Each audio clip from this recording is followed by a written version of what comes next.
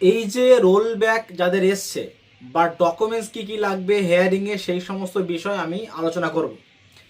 তার আগে বলে রাখি, অবশ্যই চ্যানেলটিকে সাবস্ক্রাইব করে পাশে থাকা বেল আইকনটি ক্লিক করুন।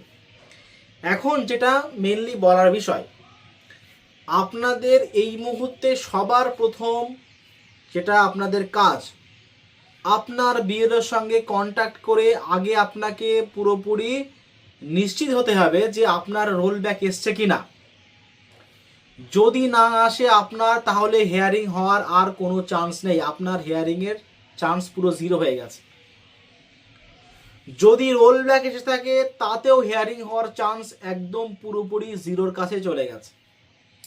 এবং যাদের প্রোজেনি 50+ আছে, তাদের হেয়ারিং হওয়ার চান্স প্রবল, লিঙ্ক হয়ে গেলেও।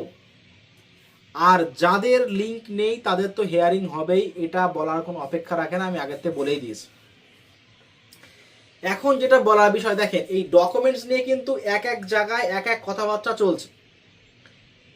আপনাদের ডকুমেন্টসের যে মেন সমস্যা ম্যাক্সিমাম, যেটা হচ্ছে নামের ভুল। এখন নামের ভুল হলে আমি কোন ডকুমেন্টস দেব, একাধিক প্রশ্ন আমার কাছে এসছে।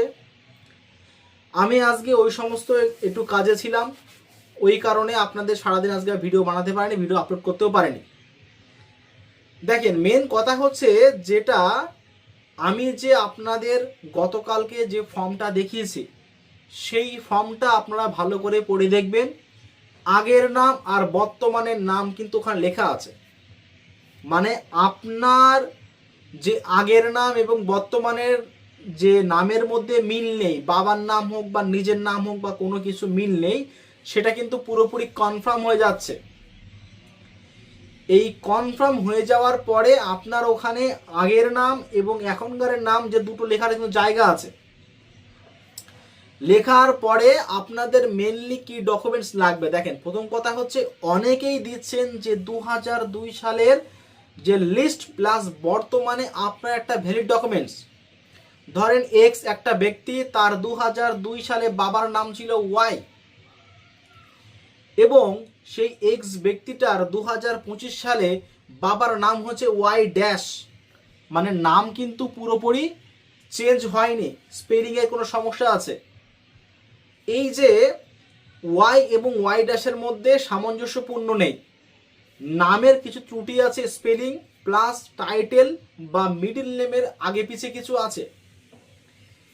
আমি আপনাদেরকে সাজেস্ট করব 2002 সালের লিস্টটা একটা আপনার দিতে হবে, যে 2002 সালের সঙ্গে যেহেতু আপনারা ম্যাপিং করাচ্ছেন, ম্যাক্সিমাম যেগুলো আছে এগুলো কিন্তু সব প্রয়োজনীয় হয়েছে।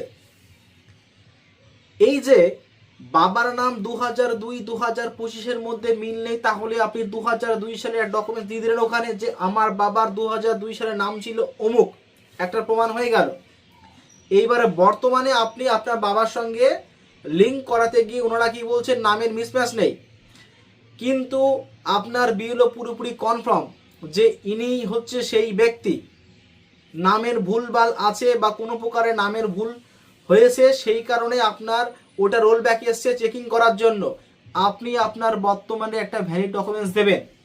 কেমন ডকুমেন্টস দেবেন? আপনি আই কার্ডটাই দেবেন, কারণ যদি আপনার আই কার্ডের নামটা ঠিকঠাক থেকে থাকে, কারণ আপনার বর্তমানে বাবার নাম ওটা হয়েই কিন্তু ছাপা হবে। আই কার্ড দেবেন।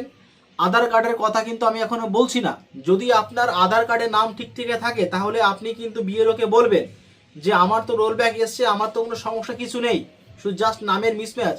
এই কারণেই এই নামের মিসম্যাচ রোল ব্যাক এসছে বলে আপনাকে হেয়ারিংয়ে যেতে হবে, এটা কিন্তু পুরোপুরি সম্পূর্ণ ভুল কথা। ওই কারণে দেখেন, এইবারে অনেকে বলছেন জমির দলিল দেওয়ার কোনো প্রয়োজন কিছু নেই। তার কারণটা হচ্ছে, আপনার বাবার সঙ্গে আপনি প্রজেনি আছেন, কোনো সমস্যা কিছু নেই, জাস্ট নামের মিসম্যাচ, ওটাকে আপনার ঠিকঠাক করতে হবে বিএলও কনফার্ম হলে। এখন বিএলও যদি মনে করে থাকেন যে ওই সমস্ত মানুষের 11টা ডকুমেন্টস লাগবে, এটা পুরো সম্পূর্ণ ভুল ধারণাই, বারংবার বলছি, ওটা সম্পূর্ণ ভুল ধারণা। নামের মিসম্যাচ আছে, ওই কারণে আপনার আই কার্ড হোক, আধার কার্ড হোক, বা আপনার যে মাধ্যমিকের অ্যাডমিট বা বার্থ সার্টিফিকেট, আপনারা কিন্তু আধার কার্ডটা একটু এড়িয়ে চলবেন। আই কার্ডটা দেবেন যদি আই কার্ডে আপনার বাবার নাম ঠিক থেকে থাকে।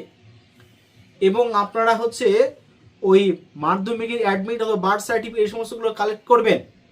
ধরেন আমি আমার বাবাকে দিয়ে লিঙ্ক করাচ্ছি, আমার বাবার সঙ্গে বর্তমানে আমার লিঙ্ক ম্যাচ হচ্ছে না নামের সঙ্গে, তাহলে আমি আমার আই কার্ড দেবো, না হয় আমার বার্থ সার্টিফিকেট দেবো, না হয় আমার স্কুল সার্টিফিকেট যেটা আছে বোর্ড পাস সেগুলো আমি দেবো। কেন? ওই সমস্ত সার্টিফিকেটে হচ্ছে আমার বাবার নামটা পুরোপুরি ঠিকঠাক দেওয়া আছে।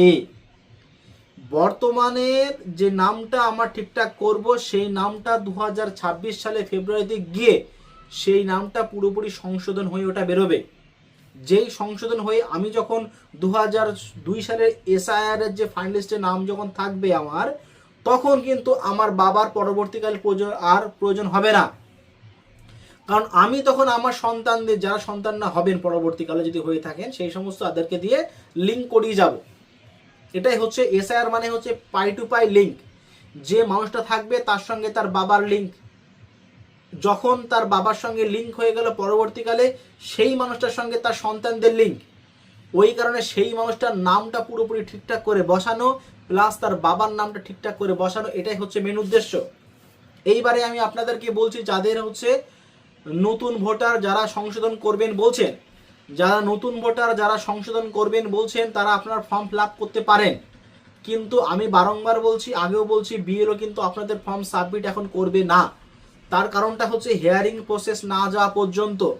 যদি BLO পুরোপুরি কনফার্ম হয়ে থাকে যে ভোটারটা আমার কাছে অ্যাপ্লাই করেছে নাম সংশোধন বা নতুন ভোট অ্যাপ্লাই করার জন্য, সেই ভোটারের যদি কোনো সমস্যা না থেকে থাকে বা সমস্যা না হয়ে থাকে, তখন সেই ভোটারকে নেক্সট যে লিস্ট বেরোবে ফাইনাল লিস্ট, সেই ফাইনাল লিস্টে তুলবে। আপনাদের এটা ফিল আপ করার সময়সীমা যতটুকু এখন জানতে পারছি আমি, সেটা হচ্ছে 31 জানুয়ারি।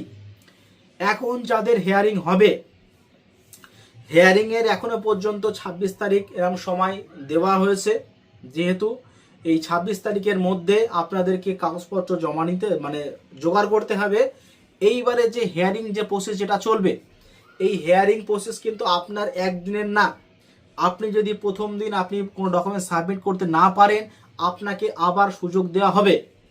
হ্যাঁ, একটা কথা বলছি, যে সমস্ত ডকুমেন্টস আপনার BLOরা নেবেন এই রোল ব্যাক আসার জন্য, সেই সমস্ত ডকুমেন্টস কিন্তু আপনারা সেলফ অ্যাটেস্টেড করে দেবেন।